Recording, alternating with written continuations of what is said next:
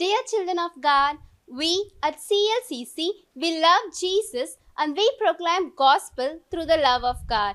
Come, let us celebrate the sacrifice of our Lord Jesus Christ at the cross. தேவ பிள்ளைகளே, good Friday ஆராதனைக்கு உங்கள் அனைவரையும் அன்போடு வரவேற்கிறோம். நாம் அனைவரும் ஒருமித்து நம் தேவனுடைய சிலுவை பாடுகளை தியானிப்போம் வாருங்கள். கிறிஸ்துவுக்குள் அருமையான தேவ பிள்ளைகளே, உங்கள் யாவரையும் இந்த குட் ஃப்ரைடே மீட்டிங்கில் அன்புடன் வாழ்த்தி வரவேற்கிறேன். ஆன்லைன் மூலமாக தேவ செய்தி கேட்கிற எல்லா குடும்பங்களுக்கும் தேவன் இந்த செய்தியை ஆசீர்வாதமாய் தருவாராக. Dear children of God, I welcome you all to this Good Friday service. For those who are watching this online, may the Lord bless your household. இந்த நாள் செய்தியின் தலைப்பு எல்லாம் முடிந்தது. Everything is complete. எல்லாம் முடிந்தது. The title of today's sermon is Everything is Complete. ஆதாரமாக யோவான் 19:30. Let's read from John chapter 19 verse 30. இயேசு காடியை வாங்கின பின்பு முடிந்தது என்று சொல்லி தலையை சாய்த்து ஆவியை ஒப்புக்கொடுத்தார். ஆண்டவர் தனது ஆவியை ஒப்புக்கொடுப்பதற்கு முன்பதாக சொன்ன கடைசி வார்த்தை This was the word. முடிந்தது, எல்லாம் முடிந்தது. This was the word that Jesus had said before he gave up his soul. He said, "It is finished." Greek word டெட்டலஸ்டாய் என்று சொல்லிட்டு அவர் கண்களை மூடிவிட்டார். In Greek it says tetelestai and he closed his eyes. இந்த டெட்டலஸ்டாய் என்று சொல்லப்படுகிற கிரேக்க வார்த்தை இது மிகவும் மிகவும் வல்லமையான வார்த்தையாக அன்றைய மக்கள் புரிந்து கொள்ளக்கூடிய ஒரு வார்த்தையாக இருந்தது. The word tetelestai was something that they understood and it was a very powerful word. அதாவது it was a part of everyday language. தினந்தோறும் உபயோகப்படுத்துகிற ஒரு வார்த்தையாக இருந்தது. It was a word that they used on an everyday basis. So நன்கு தெரிந்த வார்த்தை, தினந்தோறும் உபயோகப்படுத்தும் வார்த்தையாகிய இந்த டெட்லஸ்டாய் என்ற வார்த்தை ரொம்ப ஒரு வல்லமையான வார்த்தை. ஏன்னா அதற்குள்ளே அவ்வளவு விஷயங்கள் அடங்கி இருக்கிறது. This word that they used as an everyday language was very powerful. It had so much contained in it. நீங்க பக்கத்துல உள்ளவங்கள பார்த்து சொல்லுங்க, டெட்லஸ்டாய் சொல்லுங்க.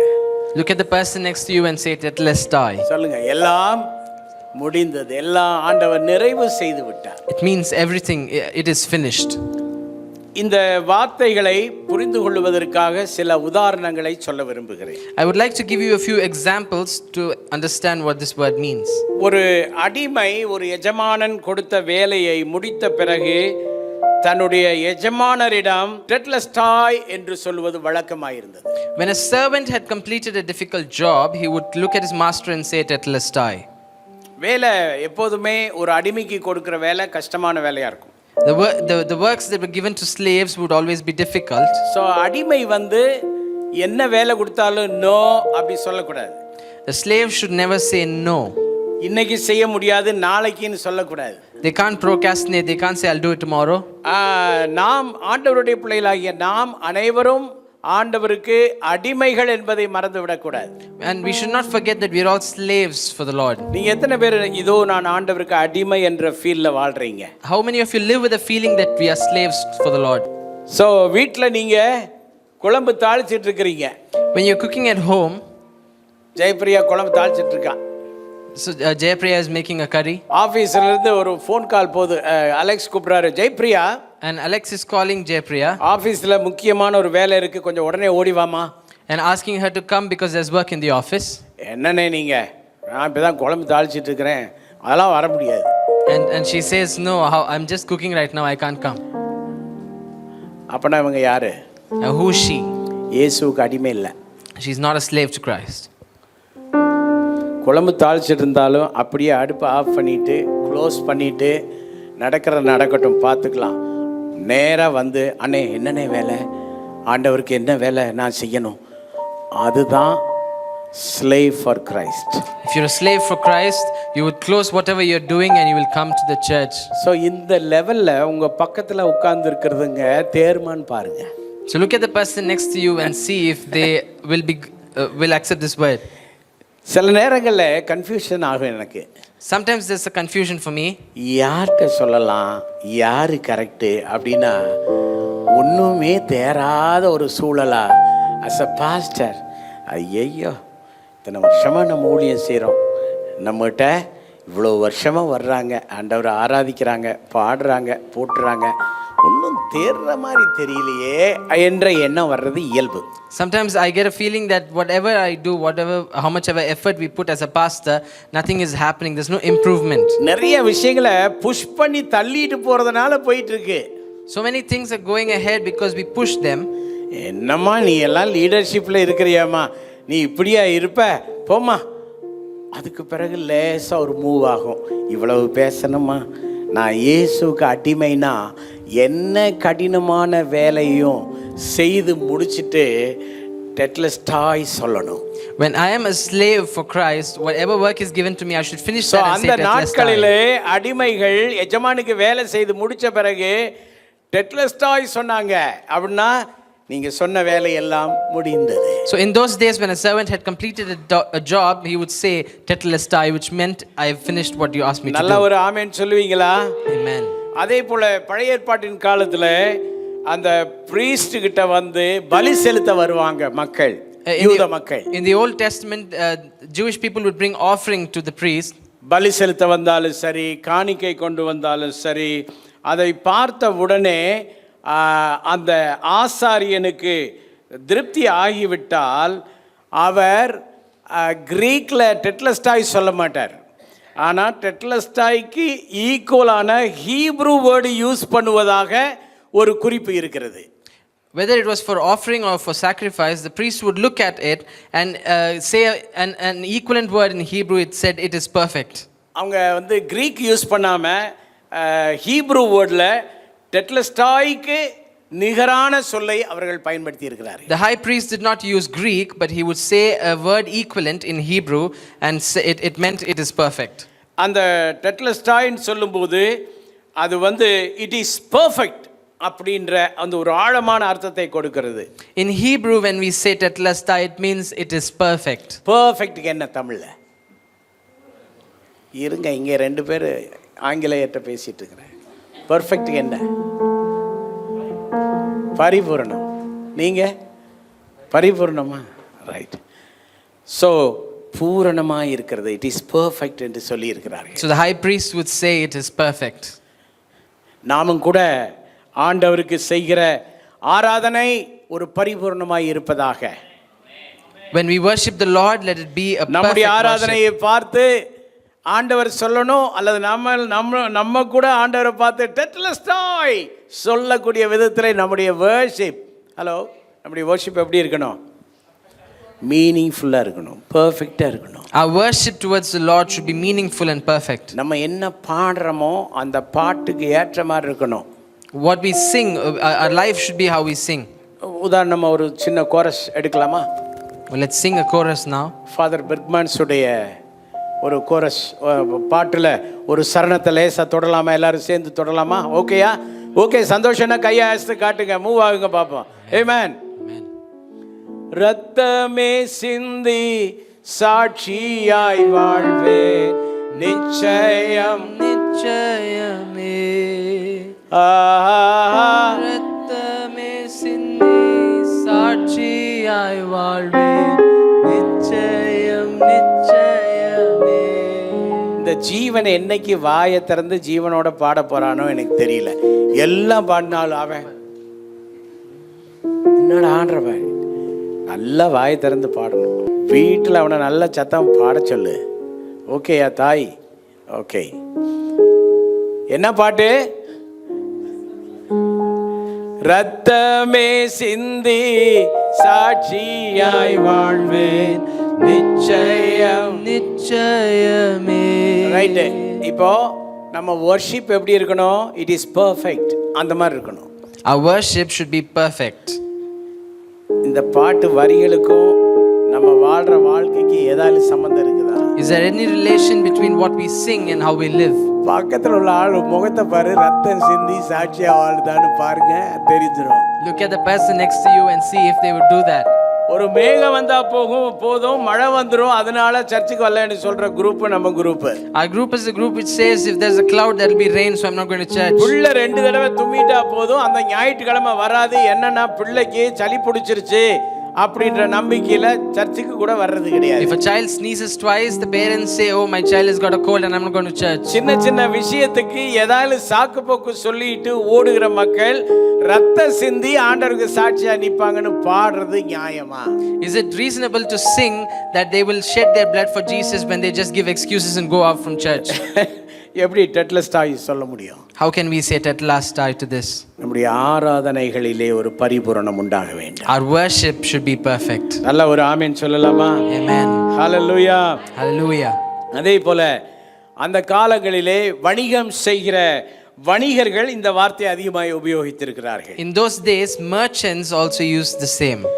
அவங்க எதுக்காக யூஸ் பண்ணாங்கன்னா, அவருடைய வணிகத்திலே பணம் முழுமையாக கைக்கு வந்து சேர்ந்த பிறகு I received the full amount, I am satisfied என்று சொல்வதற்கு பதிலாக அவர்கள் டெட்லஸ்டாய் யூஸ் பண்ணியிருக்கிறாங்க. So in those days when merchants completed a deal, when they received the entire amount, they would say I am satisfied, or they would say tetelestai. செலுத்தப்பட வேண்டிய கிரயம் செலுத்தப்பட்டாயிற்று.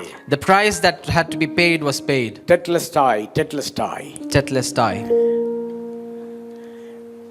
நம்முடைய ஆண்டவர் நமக்காக செலுத்த வேண்டிய கிரயத்தை செலுத்தி விட்டு தான் டெட்லஸ்டாய் சொன்னார். The Lord had paid the entire price for us, and only after that he said tetelestai. Hallelujah. Amen. நம்ம லைஃப்லயும் நம்முடைய ஃபினான்ஷியல் டிரான்சாக்ஷன்ல எல்லாம் டெட்லஸ்டாய் இருக்கட்டுமே. In our life also let there be tetelestai in all of our transactions. இதுக்குள்ள ஒரு சின்ன meaning இருக்கு, நீங்க புரிந்து கொள்ள வேண்டும். There's a small meaning inside this and you have to understand. எங்க பார்த்தாலும் பாக்கி வச்சிட்டே இருக்க கூடாது. Don't keep balances in all the bills you pay. State பேங்க்ல ஒரு loan, There's a loan in State Bank. அதை அடைப்பதற்கு Indian bank. To fulfill that loan, there's a loan in அந்த Indian இந்தியன் Bank. பேங்க்ல உள்ள பேங்க் அடைப்பதற்கு IOB. So to fulfill the loan in அப்புறம் Indian அதை Bank, there's one IOB. அடைப்பதற்கு Canara bank. And to fulfill that, another bank. நிறைய bank அனுபவம் உள்ளவங்க இருந்தீங்கன்னா நீங்க டெட்லஸ்டாய் சொல்றதுக்கு ரெடி ஆகுங்க. If you're a person with so much experience in loans, be a person who is able to say tetelestai. பரிபூரணமாய் நீங்கள் கொடுத்து தீர்க்கிற நாளை தேவன் தருவாராக. The Lord will bring a day where you will say tetelestai, finish the price. எல்லாம் முடிந்தது என்று இயேசு சொன்னார். The Lord said everything is complete. ஆனா அதுக்கு முன்னாடி அவர் பட்ட பாடுகள். But before that, நமக்காக நம்ம வேதத்திலே வாசிக்கிறோம், எனக்காக யாவற்றையும் செய்கிறவர் என்று. We see he is the Lord who does everything for me. நமக்காக யாவற்றையும் செய்வதற்கு எவ்வளவு கஷ்டப்பட்டிருக்கிறாரு. How difficult was it for him to do everything for us? அப்பா கட்டின வீடு யாருக்கெல்லாம் இருக்கோ அவங்க எல்லாம் அப்பா எவ்வளவு கஷ்டப்பட்டு கட்டியிருப்பாருன்னு நினைக்கணும். You have to understand how hard it would have been for your father to build a house. எப்போதுமே ஃபவுண்டர்ஸ் எவ்வளவு கஷ்டப்பட்டிருக்காங்கன்றது தெரிஞ்சுக்கணும். You should always understand how hard it was for the founders to establish something. இன்றைக்கு William கேரியை பற்றி நாம பேசினோம், ஜெபித்தோம். William carry இந்தியாவிலே வந்து எவ்வளவு கஷ்டப்பட்டு செராம்பூர் யூனிவர்சிட்டியை கட்டி முடித்தார். We spoke about William Carey when we prayed. It was very difficult for him to establish that university. அந்த பயோகிராஃபி படிக்கும்போது நாம் புரிந்து கொள்ள முடியும் எவ்வளவு கஷ்டப்பட்டிருக்கிறார் என்று. When we read his biography, we'll be able to understand how hard it was for him. ஈவர Periyar அவர்கள் நம்முடைய இந்திய தேசத்திலே இருந்த நிறைய ஈவிலான விஷயங்கள், பேதமைகள், வேற்றுமைகள் இவைகளை அழிப்பதற்கு எவ்வளவு கஷ்டப்பட்டிருக்கிறார். Periyar, when he was in India, he found it very hard to abolish a lot of evil things. பேரறிஞர் அண்ணா எவ்வளவு கஷ்டப்பட்டிருக்கிறார். Anna found it very hard. இவர்களெல்லாம் அரசியல்களிலே அவர்கள் இருந்திருக்கலாம், அதை மீறி அவர்கள் செய்த செயல்கள் நம்ம யோசிச்சு பார்க்க வேண்டும். They could have been in politics, that's okay, but the actions that they did, we have to think about those. Karunanidhi எவ்வளவு பெரிய பிரம்மாண்டமான விஷயங்களை செய்திருக்கிறார். Karnanidhi has done so many great things. யாரும் செய்யாத சமத்துவபுரத்தை கட்டி எல்லாரையும் கொண்டு போய் ஒண்ணா உட்கார வச்ச மிகப்பெரிய வேலை. கைதட்டி ஆண்டவருக்கு மகிமை கொடுங்க. He brought equality among people and made everyone sit together. உங்க ஊர்லயும் நடக்காது, எங்க ஊர்லயும் நடக்காது, எந்த ஊர்லயும் நடக்காத ஒரு விஷயத்தை இன்னைக்கு வரைக்கும் சண்டை போட்டுட்டு சாகுற மக்கள் நிறைந்த நம்முடைய தேசத்துல எல்லாம் ஒண்ணா உட்காருங்கன்னு ஒரு சமத்துவபுரத்தை கட்டினார். In a country where there's so much inequality, he asked everyone to sit together equally. So இவைகளெல்லாம் நாம் யோசித்து பார்க்க வேண்டும். So we have to think about all of this. நாமும் நம்முடைய வாழ்க்கையிலே நிறைய காரியங்களை குறித்து நமக்காக ஆண்டவர் நிறைய விஷயங்களை செய்து முடித்திருக்கிறார். He was the founder of our salvation. So even in our life, the Lord has done so many things for us, and He has founded our salvation. துவக்குகிறவர் முடிக்கிறவர். He starts and He completes. அவர்தான் Alpha and Omega. He is the Alpha and the Omega. So நம்முடைய ரட்சிப்புக்காக எவ்வளவு கஷ்டப்பட்டார். சிலுவை வாழ்க்கை என்பது it's not easy. The life on the cross is not easy. Good Friday செலிப்ரேஷனுக்கு வர்றது ரொம்ப easy. It's easy to come and celebrate Good Friday. இந்த டே, இந்த crucifixion டே ஆஃப் அட்டான்மெண்ட், இதை ஒரு குட் ஃப்ரைடேயாக மாற்றுவதற்கு என்ன கஷ்டப்பட்டார். How hard it was for Jesus to change this day into a Gethsemane good day. தோட்டத்திலே முழங்கால் படியிட்டு, ஆண்டவரே இந்த பாத்திரம் என்னை விட்டு நீங்க கூடுமானால் நீங்கட்டும், ஆயினும் என் சித்தம் அல்ல உம் சித்தம் என்று ரத்த நாளங்கள் எல்லாம் வேர்வை வருகிற இடத்துல எல்லாம் ரத்தம் வெடித்து வரக்கூடிய விதத்தில் அவர் ஜெபித்தார். The previous night in the Garden of Gethsemane, he was praying very hard. He said, Lord, if this cup can be removed from me, please do it. But he said, it's your will, not mine. நமக்காக அந்த பாடுகளை அடைந்தார். He took so much for us. அந்த கேடு அடைந்தார். He was beaten. அந்த ஆக்கினைகளை எல்லாம் நமக்காக அவர் ஏற்றுக்கொண்டார். He took all those torture for us. நாம் சாக வேண்டிய இடத்தில், நாம் அடிக்கப்பட வேண்டிய இடத்திலே அவர் அடிக்கப்பட்டார். In the place where we had to be beaten, where we had to be killed, he was murdered. விஞ்ஞானிகள் அவருடைய மரணத்தை குறித்து சித்தரிக்கிற ஒவ்வொரு விஷயங்களையும் படித்து பார்க்கும்போது தொடர்ந்து கவனம் செலுத்த முடியாது. அந்த அளவிற்கு மிகுந்த வேதனை அடைந்திருக்கிறார். When we read about what the scientists have written as specifics of the death of Jesus, it's very difficult to concentrate and read. அவர்தான் சொல்லுகிறார், எல்லாம் முடிந்தது. And he is the one who said everything is complete. So என்னென்னலாம் நமக்காக முடித்திருக்கிறார்? What has he completed for us? வாசிக்கலாம். 1 யோவான் 4:10. Let's read from John, 1 John chapter 4 verse 10. அதேபோல எபிரேயர் 2:17-18. Followed by Hebrews chapter 2 verses 17 and 18. நாம் தேவனிடத்தில் அன்பு கூர்ந்ததினால் அல்ல, அவர் நம்மிடத்தில் அன்பு கூர்ந்து நம்முடைய பாவங்களை நிவர்த்தி செய்கிற கிருபாதார பலியாக தம்முடைய குமாரனை அனுப்பதினாலே அன்பு உண்டாயிருக்கிறது. So நமக்காக ஆண்டவர் என்ன முடித்திருக்கிறார்? So what has the Lord finished for us? Propitiation. நமக்காக ஆண்டவர் ஒரு நல்லிணக்கத்தை ஏற்படுத்தி இருக்கிறார். He has brought propitiation into our life. நமக்காக ஒரு சமாதானத்தை ஏற்படுத்தி இருக்கிறார். He has brought peace into our lives. The word propitiation என்ற அந்த வார்த்தை, it deals with wrath of God. தேவ கோபத்தோடு சம்பந்தப்பட்ட ஒரு வார்த்தை. Propitiation is a word that deals with the wrath of God. So தேவ கோபம், நாம் தேவ மகிமையற்றவர்களாகி தேவனுக்கு தூரமாய் வாழ்ந்தோம். நம்மீது தேவ கோபம் இருந்தது. We were people who were living away from God and his anger was on us. அந்த கோபத்தை மாற்றுவதற்கான அந்த சிலுவையின் தியாகம் என்று சொல்லுவது, அந்த கோபத்தை மாற்றி பூமியிலே சமாதானம், நம் பேரிலே சமாதானம், நமக்கு ஒரு நல்ல இணக்கம் ஏற்படக்கூடிய அந்த மிகப்பெரிய தியாக செயலை நம்முடைய ஆண்டவர் சிலுவையிலே செய்தார். The sacrifice of Jesus on the cross removed the wrath of the Lord and brought peace into our lives. இப்போது மீண்டுமாக 1 யோவான் 4:10 எல்லாரும் சேர்ந்து வாசிக்கலாமா? Let's all read 1 John chapter 4 verse 10 together. அனைவரும் சேர்ந்து வாசிப்போம். நாம் தேவனிடத்தில் அன்பு கூர்ந்ததினால் அல்ல, அவர் நம்மிடத்தில் அன்பு கூர்ந்து நம்முடைய பாவங்களை நிவர்த்தி செய்கிற கிருபாதார பலியாக நம்முடைய குமாரனை அனுப்பினதினாலே அன்பு உண்டாயிற்று. தேவ கோபம், அந்த தேவ கோபத்திற்கு அவரை சாந்தப்படுத்த, தேவ கோபத்திற்கு அவரை அமைதிப்படுத்த நாம் அன்பு கூர்ந்ததினாலே அல்ல, இதில் நம்முடைய செயல்பாடுகள் எதுவுமே இல்லை. அவர் நம்மிடத்திலே அன்பு கூர்ந்து நம்முடைய பாவங்களை நிவர்த்தி செய்கிற, எல்லாரும் சொல்லுங்க, நிவர்த்தி செய்கிற சொல்லுங்க, கிருபாதார பலியாக. ஸோ அந்த கிருபாதார பலியாக நமக்காக பலியிடப்பட்டார் அல்லவா, அதனால்தான் நாம் நல்லிணக்கம் கண்டோம். It was not by our actions, but because of the sacrifice of Jesus on the cross, we have found peace.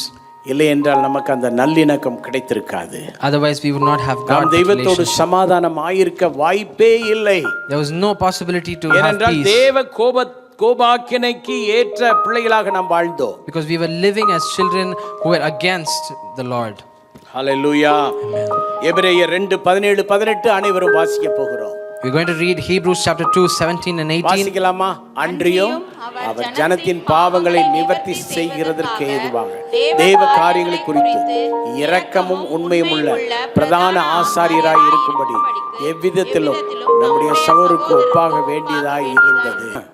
ஆதலால் அவர் தாமே சோதிக்கப்பட்டு பாடுபட்டதினாலே அவர் சோதிக்கப்படுகிறவர்களுக்கு உதவி செய்ய வல்லவராய் இருக்கிறார்.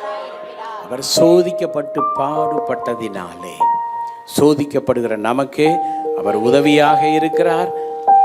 அவர் பட்ட பாடுகளினாலே சமாதானத்தை ஏற்படுத்தினார். Because he himself has suffered in being tempted, he is able to help and provide immediate assistance to those who are being tempted. Hallelujah. Amen. எல்லாம் முடிந்தது என்று இயேசு சொன்னார். Jesus said it is finished. தேவ கோபத்தோடு இருந்த தேவனை நம்மை அவரோடு சமாதானப்படுத்தும் அந்த திருப்பணியை ஆண்டவர் சிலுவிலே செய்து முடித்தார். On the cross, Jesus Christ did the work where he removed the wrath of the Lord and gave us peace between God and man. தேவ கோபம் எங்கே எல்லாம் வந்ததோ அங்கே எல்லாம் ஜனங்கள் அழிக்கப்பட்டிருக்கிறார்கள். Wherever the wrath of the Lord had fallen, people were destroyed. இஸ்ரவேல் ஜனங்கள் பயணப்பட்டு வனாந்திர வாழ்க்கையிலே போகும்போது அநேகர் பூமியே அவர்களை அடக்கம் பண்ணி விட்டது என்று வாசிக்கிறோம். When the Israelites were going through the wilderness, we've seen that the earth swallowed people. தேவ கோபத்திற்கு தப்பித்துக் கொள்ளும்படியான இந்த இரக்கத்தையும் இந்த கிருபையையும் இந்த சிலுவையின் அன்பையும் நாம் தியானித்து பார்த்தால் நாம் எல்லாம் தப்பித்திருக்கிறோம். When we meditate exactly what happened on the cross, we can understand that we've been saved. நன்மை செய்கிறவன் ஒருவனும் இல்லை, ஒருவனாகிலும் இல்லை. There's no one who is good, who does good. தேவ பிள்ளைகளே, ஒருவருக்கொருவர் குற்றம் சாட்டுவதை நிறுத்த வேண்டும். Dear children of God, we have to stop judging each other. ஒருவருக்கு ஒருவர் நியாயம் தீர்ப்பதை விட்டுவிட வேண்டும். We have to stop judging each other. இன்னொரு வீட்டு வேலையாளை நாம் நியாயம் தீர்க்க கூடாது. We should not blame or judge another person. அப்பாவுடைய பிள்ளையை நாம் யாரும் நியாயம் தீர்க்க கூடாது. We will not be able to judge the children of God. யாருக்கு தெரியும் ஆண்டவர் எப்படி சிலுவையிலே அடிக்கப்பட்டு சமாதானம் பண்ணினாரோ அதே போல பாளையத்திற்கு புறம்பே இருக்கிற பிள்ளைகள் எல்லாம் சமாதானப்படுத்தி உள்ளே கொண்டு வர அவர் போதுமானவராய் இருக்கிறார். He is the Lord who is enough to bring people out into the presence of the Lord. சர்ச்சுக்குள்ளே இன்றைக்கு தேவனுக்கு பயன்படாமல் இருக்கிற அநேகரை தேவன் பயன்படுத்தும் நாட்கள் விரைவிலே வரலாம். There can be days where the Lord is going to use people who are not used ஒரு காலத்திலே தேவனுக்காய் பயன்பட்டவர்கள் ஏனோ ஒதுங்கி இருக்கலாம். There can be people who have stepped away from working for the Lord. தேவன் அவர்களை உணர்த்தி மீண்டும் கொண்டு வந்து பயன்படுத்த வல்லமையுள்ளவராய் இருக்கிறார். But he is a God who is able to bring them back. தேவனுக்கு பயன்பட்டு கொண்டு இருக்கிறோம் என்று சொல்லுகிற அநேகர் சற்று தொய்வாக காணப்படலாம். There be many people who say that we are working for the Lord, but they can be tired. ஆண்டவர் தேவ கோபத்திலிருந்து காப்பாற்றி மீண்டும் ஆக்டிவாக உங்களை மாற்றுவதற்கு அவர் போதுமானவராய். But he is a Lord who is enough to bring you out from the wrath of the Lord and make you active again. அதனால தான் யாரையும் ஜட்ஜ் பண்ணக்கூடாது. This is why you shouldn't judge others. மனித குணம் judge பண்ணுவது. It's man's character to judge. ஆனால் ஆவிக்குரிய குணம் நாம் எல்லாரையும் தேறினவர்களாக்க பாடுபடுவது. But to help others improve is spiritual character. இரண்டாவதாக ஆண்டவர் என்ன செய்திருக்கிறார் என்றால் கலாத்தியர் 3:13 எபேசியர் 1:7. Secondly, let's read from Galatians chapter 3 verse 13 and Ephesians chapter 1 verse 7. மரத்திலே தூக்கப்பட்ட எவனும் சபிக்கப்பட்டவன் என்று எழுதியிருக்கிறபடி கிறிஸ்து நமக்காக சாபமாகி நியாயப்பிரமாணத்தின் சாபத்திற்கு நம்மை நீங்களாக்கி மீட்டு கொண்டார். ரிடம்ஷன். ஆண்டவர் நமக்கு மீட்பை அருளி இருக்கிறார். Christ purchased our freedom and redeemed us from the curse of the law. எல்லாம் முடிந்தது என்று சொன்னாரே, ஆண்டவர் நமக்கான மீட்பின் பணிகளை செய்து முடித்திருக்கிறார். When he said it is finished, he finished the work for our redemption. கலாத்தியர் 3:13 எல்லாரும் சேர்ந்து நாம் வாசிக்க போகிறோம். Let's read Galatians 3:13 together. மரத்திலே தூக்கப்பட்ட எவனும் சபிக்கப்பட்டவன் என்று எழுதியிருக்கிறபடி கிறிஸ்து நமக்காக சாபமாகி நியாயப்பிரமாணத்தின் சாபத்திற்கு நம்மை நீங்களாக்கி மீட்டுக் கொண்டார். இன்றைக்கு நம்மில் அநேகர் கழுத்திலே சிலுவை போட்டுக்கொண்டு நடப்போம், அதை ஆசீர்வாத சின்னமாக நினைத்துக்கொண்டு நாம் நடக்கிறோம். These days we wear a cross as a chain, and then we think it's a symbol of blessing. ஆனால் இயேசுவை சிலுவையிலே அடித்த அந்த நாட்களிலே அது சாபத்தின் சின்னமாய் கருதப்பட்டது. But in those days it was considered a sign of curse. அந்த நமக்காக அவர் சாபமானார். He became a curse for us. நம்முடைய சாபத்தை அவர் ஏற்றுக்கொண்டார். He accepted our curse. So இந்த இடத்துல எல்லாரும் நம்முடைய குடும்பத்தில் இருக்கிற சாபம், நம்முடைய முன்னோர்களுடைய சாபம், இது எல்லாத்தையும் ஆண்டவர் சிலுவையிலே முடிச்சிட்டார், எல்லாம் முடிந்தது என்று சொல்லுகிறார். So we should understand that the curses of our family, our generational curses, has all been taken away because he said it is finished. So Christians, தேவனுடைய பிள்ளைகள் இங்கே கொஞ்சம் கவனமா இருக்கணும். So dear children of God, you should be careful here. தேவனுக்கு பிரியமில்லாத பாரம்பரியங்களை கைக்கொள்ளக்கூடாது. Do not follow the traditions that the Lord doesn't like. ஆண்டவருக்கு விரோதமான பாரம்பரியங்கள் நம்முடைய குடும்பங்களிலே இருக்க, நம்முடைய சமுதாயத்திலே வாய்ப்புகள் நிறைய இருக்கு. There's a lot of chances that there are traditions and cultures that are followed that the Lord does not like. So அந்த மாதிரி கஸ்டம் ஆர் கல்ச்சர், ரைட், அது எதுவாக இருந்தாலும் சரி, ஆண்டவர் நம்முடைய சாபங்களிலிருந்து, நம்முடைய முன்னோர்களுடைய சாபம், நம்முடைய சாபம் எல்லாவற்றுக்கும் சேர்த்து சிலுவையிலே அவர் பிரயாச்சித்தம் பண்ணி விட்டார், கிரயம் செலுத்தி விட்டார். இனி நமக்கு சாபம் இல்லை. The Lord has paid the price for whatever's curse that's there in our family or generational curses that we should be released away from. அதை நீங்க சொல்லி ஜெபிக்கணும், இனி சாபம் இல்லை, என் குடும்பத்திற்கு நீ சாபம் இல்லை. And you should understand that and pray and accept that there's no curse for your family. தாய்க்கும் தகப்பனுக்கும் சக்கரை நோய், இனிப்பு நோய் இருந்தா, சுகர் இருந்தா, நீங்க உங்க பிள்ளைகளுக்கும் இனிப்பு நோய் வரும், சக்கரை நோய் வரும் அப்படின்னு சொல்லிட்டு இருக்க கூடாது. If the parents have diabetes, they shouldn't say that even for the children it would come. அல்லது வேற என்ன வியாதியா இருந்தாலும் அது என் பிள்ளைகளுக்கு வரும்னு சொல்லிட்டு இருக்க கூடாது. Whatever generational பிள்ளைகளும் நீங்க எங்க அப்பா அம்மாவுக்கு இருந்துச்சு அதனால எனக்கு வரும்னு வர்த்திக்க கூடாது. And as children you should also not say that my parents had it so I will have it. உங்க அப்பாவுக்கு வந்துச்சுன்னா எதுக்கு எடுத்தாலும் கவலைப்பட்டா வரத்தானே செய்யும். If your father had it, if you keep worrying for everything, it will come to you also. பல வியாதிகளுக்கு காரணமே கவலை தான். Sorrow is the reason for so many diseases. ஏன் கவலை? அவர்தான் சாபத்தை எல்லாம் முறியடிச்சிட்டாரே, நீ நல்ல ஜாலியா சந்தோஷமா செலிப்ரேட் பண்ணி வாழணும். But why are you sad? He has taken all the curses நம்மிலே away from your life. அநேகர் சிக்காவதற்கு காரணம் பல காரணங்கள் இருக்கு. why we are becoming sick? நம்ம வியாதிக்காரன் ஆகிறதுக்கு காரணம் என்னன்னு ஒரு காரணம் இல்லை, 5 காரணத்துக்கு மேலே காரணம் இருக்கு. எனக்கு இப்போ கரெக்டான டைம் இல்லை, அதனால் அதை தொடலை. ஆனால் ஒரு வரியில் சொல்கிறேன், ஒட்டுமொத்தத்தில் கீழ்ப்படியாமல் தான் காரணம். There are so many reasons we have diseases in our life, but the most important one is disobedience. அப்போது நம்முடைய முன்னோர்களுடைய சாபங்கள் இதெல்லாம் நம்ம காப்பாற்றப்பட வேண்டும் என்றால் இந்த சால்வேஷன், இந்த ரட்சிப்பு என்ற விஷயத்தை ஆண்டவர் நமக்கு தந்திருக்கிற மீட்பு, ரிடம்ஷன், இதை நல்ல அந்த எசன்ஸை புரிஞ்சு அதை நீங்கள் என்ஜாய் பண்ணணும், அதை நீங்கள் எக்ஸ்பீரியன்ஸ் பண்ணணும். We should understand and experience the redemption that the Lord has given us from all these curses and sins. அது வந்தால் தான் correct. Only if you understand, it will be right. எனக்கு சின்ன வயசில் மருந்து மாத்திரைனா பிடிக்காது. When I was young, I don't like to consume medicines. இந்த medicine ஸ்மெல்லே பிடிக்காது. I don't like the smell of medicines. ஹாஸ்பிட்டலுக்கு போக பிடிக்காது. I don't like to visit hospitals. சின்ன பையனாக இருந்தபோது டைஃபாய்டு ஃபீவர் ஹாஸ்பிட்டலில் போட்டாங்க. When I was a small boy, I got typhoid and I was admitted in the hospital. நல்ல treatment கொடுத்துட்ருக்காங்க. And they were treating me properly. Medicines கொடுப்பாங்க. They would give me medicines. சாப்பிட்ட மாதிரி action பண்ணிவிட்டு சாப்பிடாம கட்டில் கடியில் ஒளிச்சு வச்சிருவேன். I would act like I had consumed it, but I would hide it under my bed. வெளியில் போகும்போது கொண்டு போய் டஸ்ட்பினில் போட்டுறது. And when I went out, I would throw it in the dustbin. 15 நாளாக மருந்து சாப்பிடல, மருந்து அவங்க கொடுத்துக்கிட்டே இருக்கிறாங்க. எனக்கு ஃபீவர் குறையில, ஒன்றும் இதாகல, ரொம்ப மோசமாக போயிட்டுருக்கு. For 15 days they were giving me medicine, but I was not taking that and my situation was worsened. இது ஹாஸ்பிட்டல் தப்பு இல்லை. It's not the mistake of the hospital. Doctor தப்பு இல்லை. It was not the mistake of the doctor. நான் மருந்து சாப்பிடல, மருந்து வாங்குறேன் ஆனால் சாப்பிடல. It was my mistake, but I got the medicine, but I was நாம கூட நமக்காக மீட்பிற்கான, நம்முடைய மீட்பிற்கான, விடுதலைக்கான, ரட்சிப்பிற்கான, சுகமான வாழ்வுக்கான எல்லாத்தையும் ஆண்டவர் சிலுவையிலே முடித்து விட்டார். The Lord has completed everything for our salvation on the cross. அதை எக்ஸ்பீரியன்ஸ் பண்ணாம பேரளவில் வாங்கி இப்படி வச்சு தூக்கி எறிகிற மாதிரி இப்படி தூக்கி எறிகிற விசுவாசிகள் தான் நிறைய இங்கே பக்கத்தில் உட்கார்ந்துருக்குறோம். These days there are so many believers who just take it and then keep it for granted. எத்தனை பேர் இதை விசுவாசிக்கிறீங்க? எனக்காக அவர் சாபமானார். How many of you believe that he became a curse for me? அதாவது நீங்க கட்ட வேண்டிய கடனை அவர் கட்டி முடிச்சிட்டேன்னு சொல்லி உங்க கையில ரெசிப்ட் கொடுத்தா அதுக்கு பிறகு நீங்க பயப்படக்கூடாதுல்ல. If he has paid the debt that you had and gives you the receipt, after that you should அந்த be ரெசிப்ட afraid. கையில வச்சிட்டு ஸ்தோத்திரம் சொல்லி சந்தோஷமா இருக்கிறத விட்டுட்டு ஐயோ நான் கடனை கட்டல நான் கட்டல உனக்கு நீ கட்டல உனக்காக ஒருவர் கட்டிட்டார்.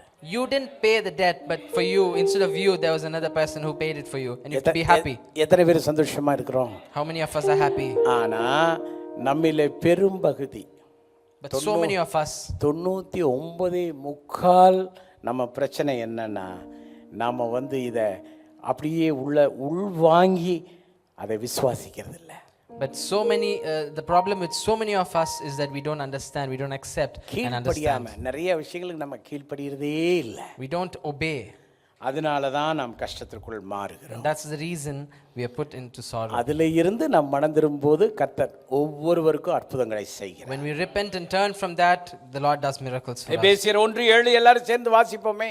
Let's read Ephesians 1:7 வாசிக்கலாம். together. அவருடைய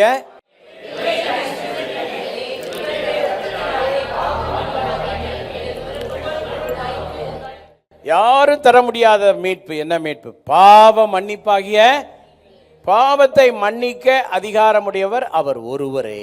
It's a redemption that no one else could give us. It is redemption from sin. நல்ல ஒரு ஆமென் சொல்லுங்க. Amen. நல்ல சந்தோஷமா ஒரு ஆமென் சொல்லுங்க. Amen. கரங்களை தட்டி ஆர்ப்பரிங்க. ஹalleluya. Hallelujah. நம்முடைய பாவங்களை மன்னிக்க அதிகாரம் உள்ளவர் அவர் ஒருவரே. He is the only person who has power to forgive our sins. அப்படிப்பட்ட அவர் நமக்காக சிலுவையிலே பிராயச்சித்தத்தை செய்து முடித்து விட்டார். இவருடைய இரத்தத்தினாலே அவருடைய கிருபையின் ஐஸ்வரியத்தின்படியே இவருடைய இரத்தத்தினாலே இரத்தம் சிந்தி நமக்கு பாவ மன்னிப்பாகிய மீட்பை கொடுத்திருக்கிறார். நாம் மீட்கப்பட்ட பிள்ளைகள். நமக்காக அந்த மீட்பிற்கான எல்லாவற்றையும் செய்து முடித்து விட்டார். எதை பாக்கி வைக்கல. We are children of redemption and he has redeemed us completely and he has kept nothing in balance. நாம் நம்முடைய பிள்ளைகளை பார்த்து சொல்ல வேண்டும், நாம் மீட்கப்பட்ட குடும்பம். We should look at our children and say we are a family. நம்முடைய வீட்டிலே மீட்பின் பாடல்கள் தொனிக்க வேண்டும். Songs of redemption should sing in our house. எப்போது நாம் மீட்கப்பட்டவர்கள் இஸ்ரவேல் ஜனங்கள் அவர்கள் பயணப்பட்டு போகும்போது அவருடைய வாசல்களின் நிலைக்கால்களிலே ரத்தம் பூசப்பட்டது. எதற்கென்றால் மீட்கப்பட்டவர்கள். அங்கே சங்கார தூதன் நுழைய முடியாது. In the houses of Israelites there was blood smeared on their doors because when the angel of death passed that way he was not able to enter the houses. So மீட்கப்பட்ட குடும்பங்களில் நிலைக்கால்களிலே ரத்தம் பூசப்பட்டிருக்கிறது. So in the houses that are redeemed there is the blood of Jesus smeared on the doors. பக்கத்து வீட்டுக்கு பேய் வரலாம், பிசாசு வரலாம், உங்க வீட்டுக்கு வராது. There can be ghosts and evil spirits coming to the next house but it will not come to yours. திருப்பூருக்கு பக்கத்துல ஊத்துக்குளின்ற ஒரு சின்ன down. There's a small town next to Tirupur. ஒரு உண்மை சம்பவம். This is a real incident. அங்கே ஒரு சகோதரன் ஒரு சகோதரியை திருமணம் செய்தார். A couple had married. அவங்க ரகசிய விசுவாசி. So they were secret believers. குடும்பத்துல பெரிய எதிர்ப்பான குடும்பம், வைராக்கியம். They were very strong விக்கிரகாராதனைக்காரர்கள். people who did idol worship. ஆனா இந்த சகோதரி யாருக்கும் தெரியாம கல்லூரி வாழ்க்கையில இயேசுவை ஏற்றுக்கொண்டு மனசுக்குள்ள இயேசுவை துதிச்சு பாடி எல்லாரும் கண்ணையும் மிளகாப்படி தூவி விட்டுட்டு, தட் மீன்ஸ் எல்லாருக்கும் தெரியாம இவங்க பைபிளை வாசிக்கிறது ஜெபம் பண்றது நல்ல ஒரு வாழ்க்கை. But the lady, she lived a very nice life where she was a secret believer. She would sing and praise in her heart. So அந்த ஊர்ல festival. And there was a festival in that town. அப்படியே அந்த street வழியா சாமி ஆடிட்டே வருது. And through the streets there were evil spirits. ஒவ்வொரு வீடா ஆடி ஏதோ சொல்லுது, குறி சொல்லுது. And as it came to each houses it was saying something. இந்த வீட்டுக்கிட்ட வருது. It came near this house. சாமி அலறுது. and it started screaming. உடம்பெல்லாம் எரியுதுங்குது. The evil spirit started screaming and say that it was burning. அந்த கணவர் பயபக்தியோடு சாமி ஏதாவது எனக்கு சொல்லுன்னு பார்த்துட்டு நிக்கிறாரு. And the husband was very eagerly waiting. சாமி சொல்லுது, டேய் வீட்டுக்குள்ள என்னடா வச்சிருக்கிற, எரியுதுடா உடம்பு. And the evil spirit started saying, what do you have in your house? My body is burning. அவருக்கு தெரியல என்னன்னு. And the husband didn't know. வீட்டுக்குள்ளே ஒரு வேதாகமம் இருந்தது. There was a Bible in the house. அலறான். The evil spirit started screaming. புருஷன் வந்து மனைவியை பத்தி என்னமோ இருக்குன்றானே, என்னமா இருக்கு. And then the husband came and asked the wife, what's there in the house? அவர் அந்த சாமியாடி சொல்றான், ஏதோ ஒரு புஸ்தகம் இருக்குது இந்த வீட்டுக்குள்ள, அது படுத்துற பாடுதான்ட்டான். And then the evil spirit had said, it's because some book is there inside the house. புருஷன் சுதாரிச்சிட்டாரு. The husband understood. என் மனைவி வச்சிருக்கிற ஒரு புஸ்தகத்தை பார்த்து இந்த அலர்னா, இதை விட என் மனைவி வச்சிருக்கிற புஸ்தகம் தான் வல்லமையானது. And the husband accepted, saying, if he screams before the book that my wife has, the book is more powerful than that evil spirit. கிளப்பிட்டான், போ சாமி போ அப்படின்ட்டான். And the husband said, please move. உள்ள வந்து புஸ்தகம் என்னன்னு எடுக்க சொன்னான். And the husband came inside. வேதாகமத்தை எடுத்து அவ கண்ணீரோடு சொன்னான், நான் ரகசியமாக ஆண்டவரை நேசித்து ஆண்டவரை தொழுது கொண்டிருக்கிற தேவனுடைய பிள்ளை என்று. And when the husband asked, she took her Bible and gave it to him, and she said with tears in her eyes that she is a child of God. இவ்வளவு வல்லமையான ஒரு புத்தகம் நீ வைத்திருப்பது உண்மை என்றால், இனிமேல் நானும் இதை பின்பற்றுகிறேன் என்றார். And he said, if this book is as powerful as you say, I'm going to follow the God of this book. மீட்கப்பட்ட பிள்ளைகளுடைய வீடுகளிலே நிலைக்கால்களிலே ரத்தம் பூசப்பட்டிருக்கிறது. In the houses of the children who are redeemed, தேவனுடைய பிள்ளைகளுக்கு விரோதமான குறி சொல்லுதலோ மாந்திரீகங்களோ ஒன்றும் உன்னை சேதப்படுத்தாதே. கைதட்டு. no weapons formed against you shall prosper. Hallelujah. Amen. Hallelujah. Hallelujah. அமெரிக்காவிலே கலிபோர்னியாவிலே ஒரு சாட்சி போட்டிருந்தார்கள், அதை நீங்கள் பார்த்திருப்பீர்கள். ஒரு விசுவாசி வந்து பார்த்தபோது அவங்க லைன்ல நூற்றுக்கணக்கான வீடுகள் எரிந்து சாம்பலாய் போய்விட்டது. ஆனால் ஒரு விசுவாசியுடைய வீடு ஒரு சேதமும் இல்லை. You would have seen in the news a testimony from California. All the houses in the line was burned away, but except for the house of one believer. Hallelujah. Amen. Hallelujah. Hallelujah. தேவனுடைய பிள்ளைகளுக்கு ஒரு சேதம் வராமல் காக்க மீட்பு, நமக்காக மீட்பின் சகல பணிகளை ஆண்டவர் செய்து முடித்து விட்டார். To ensure that no harm befalls us, the Lord has completed everything on the cross. எத்தனை பேர் சந்தோஷமா இருக்கீங்க? How many of you are happy? Tetelestai. Tetelestai.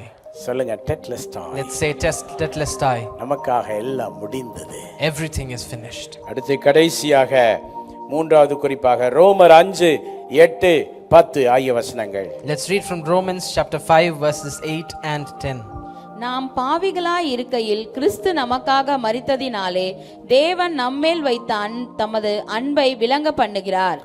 ஆமென். நாம் தேவனுக்கு சத்துருக்களாக இருக்கையில் அவருடைய குமாரனின் மரணத்தினாலே அவருடனே ஒப்புரவாக்கப்பட்டோமானால், ஒப்புரவாக்கப்பட்ட பின் நாம் அவருடைய ஜீவனாலே ரட்சிக்கப்படுவது அதிக நிச்சயமாமே. Amen. The word reconciliation, it deals with our fellowship with God. இது தேவனுடனான நமது உறவை பற்றி பேசுகிறது. Amen. Hallelujah. So தேவனோடு நாம் ஒப்புரவாக்கும்படியான அந்த பணிகளை எல்லாம் சிலுவையிலே ஆண்டவர் நிறைவேற்றி முடித்து விட்டார். So the Lord has completed everything that has to happen with reconciliation with us and God. ரோமர் 5:8 எல்லாரும் வாசிக்கலாமா? Let's read Romans 5 verse 8 together. வாசிங்க. God shows the truth His word is all love for us and the fact that we are sincere in Christ. ஆமென். நாம் பாவிகளாய் இருக்கையில் கிறிஸ்து நமக்காக மரித்ததினாலே தேவன் நம்மேல் வைத்த தமது அன்பை விளங்க பண்ணினார். அடுத்தது 10வது வசனம் வாசிங்க.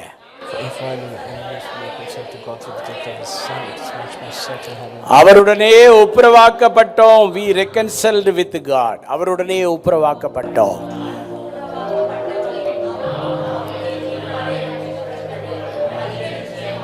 நல்ல ஒரு ஆமென் சொல்லலாமா? Amen. நாம் அவரோடு ஒப்புரவானவர்கள், ஐக்கியமானவர்கள். We have fellowship with God. We have been reconciled. நம்முடைய ஐக்கியம் பிதாவோடும் குமாரனோடும், நம்முடைய ஐக்கியம் பரிசுத்த ஆவியானவரோடும் என்றென்றும் இருப்பதாக. May our fellowship be with the Father, the Son, and the Holy Spirit. அந்த ஐக்கியத்தை விட்டு விடவே கூடாது. We should never leave that fellowship. ஐக்கியத்தை கெடுக்கக்கூடிய எந்த விஷயங்களுக்கு இடம் தரக்கூடாது. We should not give place to anything that destroys this fellowship. எங்கள் குடும்பத்திலே சமீபத்திலே ஒருவர் என்னோடு பேசும்போது சொன்னார். A person from our family, when he was talking to me recently, he said, சில காலங்களாக எங்களோடு ஐக்கியமாய் இராத ஒரு சூழல் அவர்களுக்கு இருந்தது. They had a situation where they went in fellowship with us. தன்னுடைய புருஷனிடத்திலே விதமாய் சொன்னார்களாம். She had said to her husband, அவர்களோடு நாம் ஐக்கியமாய் இருப்பது நல்லது. நாம் ஐக்கியப்பட்ட பிறகு மறுபடியும் எதையாலும் பிரச்சனையை கிளப்பி ஐக்கியக்குறைவை ஏற்படுத்தக்கூடாது என்று ப்ராமிஸ் வாங்கிட்டு ஒப்புரவானார்கள்.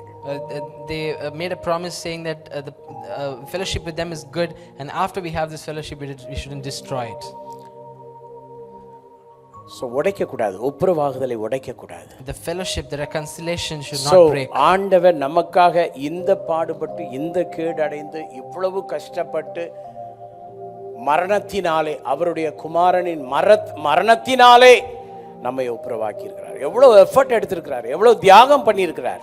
So the Lord has done so much sacrifices. He has taken so much effort to reconcile with us. ஆகவே ஆண்டவரோடு ஒப்புரவாக்கப்பட்ட நாம் அநேகரை ஒப்புரவாக்க பிரயாசப்படணுமே ஒழிய நாம் அடிக்கடி ஆண்டவர் விட்டு பின்வாங்க கூடாது. So as people who are reconciled, we should work to bring others to God, not fight against it. இயேசுவின் பின்னே போக துணிந்தேன் என்ற ஒரு வைராக்கியம் இருக்க வேண்டும். We should have the belief the way we say, I've decided to follow Jesus. Father பிர்மான் சொல்ற மாதிரி என்ன வந்தாலும் எது வந்தாலும் அப்பாவை ஸ்தோத்திரிப்பேன். Whatever happens, whatever comes across, I will still praise the Lord. எல்லா சூழ்நிலைகளிலும் Whatever situation, ஆண்டவரை தொழுது கொள்ள வேண்டும். ஆண்டவருடைய ஐக்கியத்திலே உறுதியாக இருக்க வேண்டும். we have to worship the Lord and be strong in fellowship. ஒரு பாண்ட் இருக்குங்க. There's a bond that we have. புருஷன் மனைவிக்கு ஒரு பாண்ட் இருக்கு. There's a bond between husband and wife. Xavier ஏதாவது பேசிட்டா, If Savior says something, Jayapriya வந்து இனிமே உன்னோட நான் வாழவே மாட்டேன், நான் போறேன், அரியலூருக்கு போறேன்னு கிளம்பிட முடியுமா? can Jayapriya say, no, I'm not going to live with you, I'm leaving you? ஆனா அரியலூருக்கு கிளம்பி போற மாதிரி ஃபீல் எல்லாம் வரும். But she can have that feeling that she's going away. நீ ஸ்கூலுக்கு வேலைக்கு போயிட்டு வா, வந்த பிறகு நான் கிளம்ப போறேன் பாருன்னு மூட்டை கூட கட்டி வைக்கலாம். She might even pack her things and say, go to school, come back and see where I am. அப்புறம் டைம் ஆக ஒரு பாண்ட் உள்ள இருக்கு. அது சொல்லும், சரி யார் பேசினா, நம்ம புருஷன் தானே பேசினார், சரி விடு அப்படின்னு போக மாட்டா, இருந்துருவா.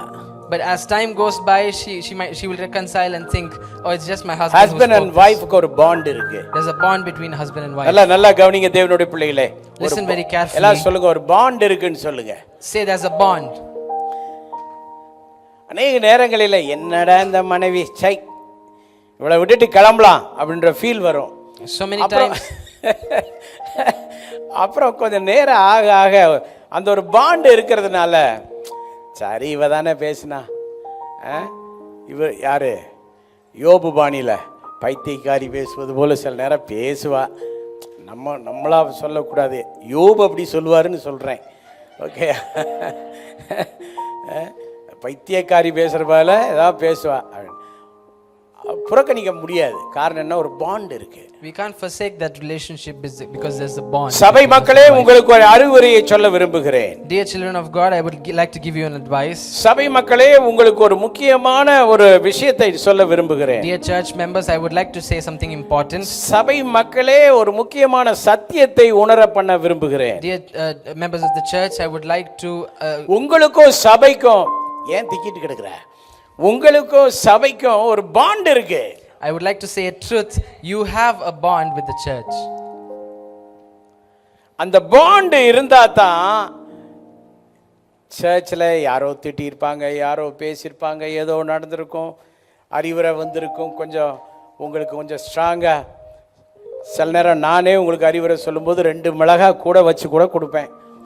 காரமாக இருக்கும், 2 பச்சை மிளகாய், காஞ்ச மிளகாய், இஞ்சி, பெரிய இஞ்சியாக வச்சு அரைச்சி கூட கொடுப்பேன்.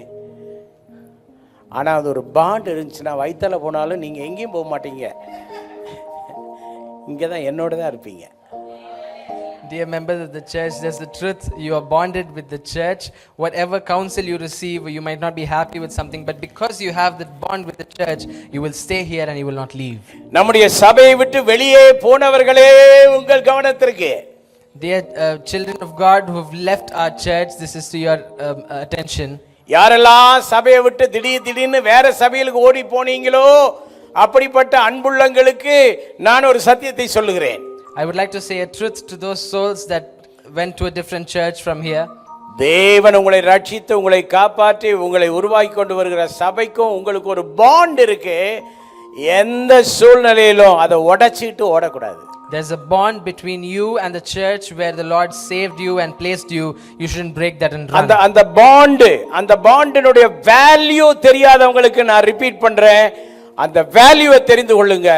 அதுதான் பால் சொல்றார். அந்த பாண்டை தான் சொல்றார். கிறிஸ்துவின் அன்பை விட்டு பிரிப்பவன் யார்?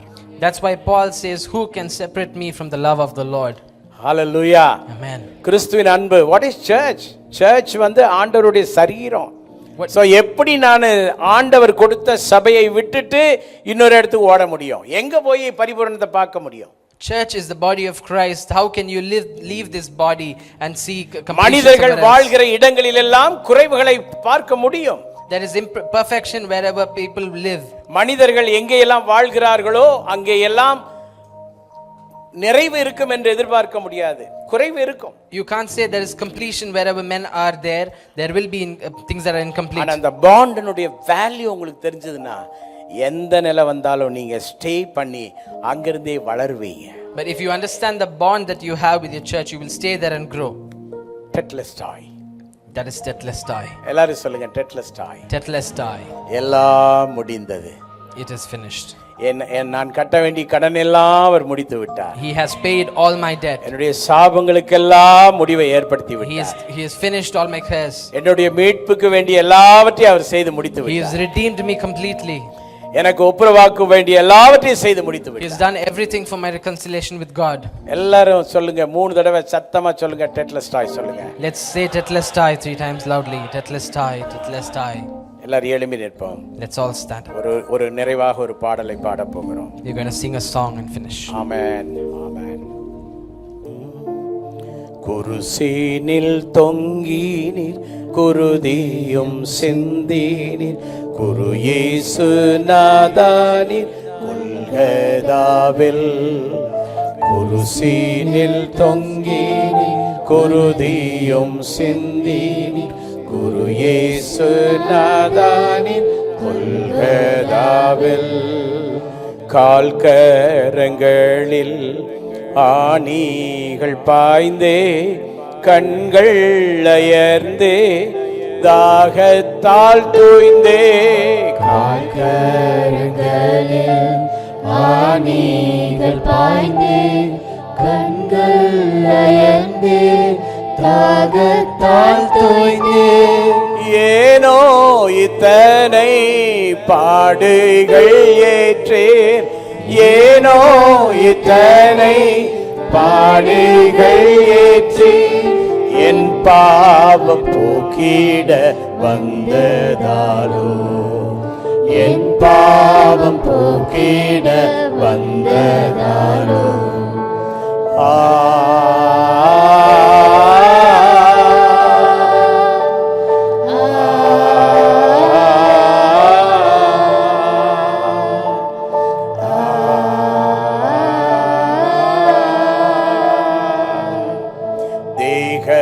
மதியிலே வாதையடைந்தே பாதகரின் பாவம் ஏற்றவராய்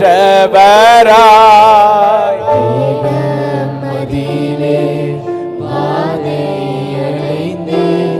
பாதகரின் பாவம் ஏற்றவராய் தேவனோடு என்னையும் சேர்த்திட ஒன்றாய் தேவனோடு என்னையும் சேர்த்திட ஒன்றாய் தேவாட்டு குட்டியாய் வந்தீரோ நீ தேவாட்டு குட்டியாய் வந்தீரோ நீ குருசீனில் தொங்கினீர் குருதியும் சிந்தினீர் குரு இயேசுநாதானீர் உள்வராவில் குருசீனில் தொங்கினீர் குருதியும் சிந்தினீர் குரு இயேசுநாதானீர் உள்வராவில்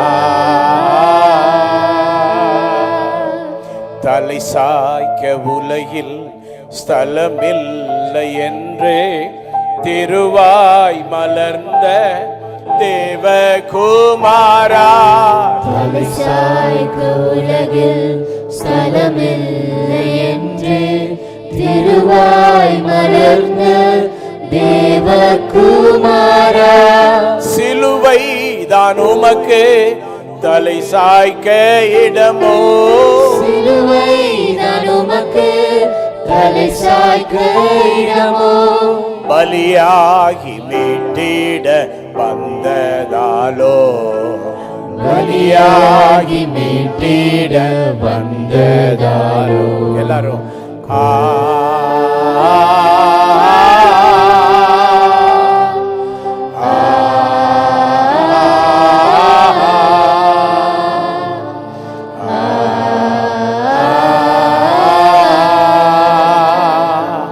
குருசீனில் தொங்கினீர் குருதியும் சிந்தினீர் குரு இயேசுநாதானீர் உள்வராவில் குருசீனில் தொங்கினீர் குருதியும் சிந்தினீர் குரு இயேசுநாதானீர் உள்வராவில் ஜெபிப்போம்.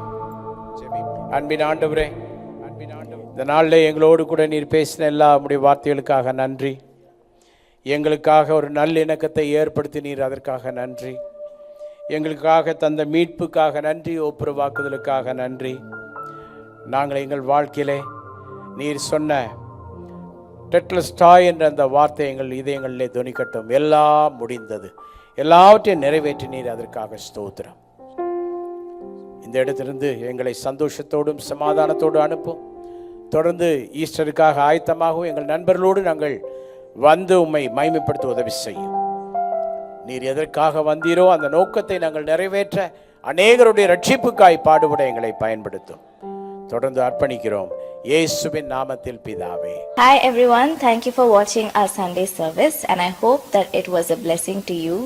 To have constant updates of our services and our programs, please subscribe to our CLCC TV on YouTube and also like, share and comment on our videos that we post in our channel. And also to have some social media updates, please follow our Instagram handle Calvary Life City Church. Thank you.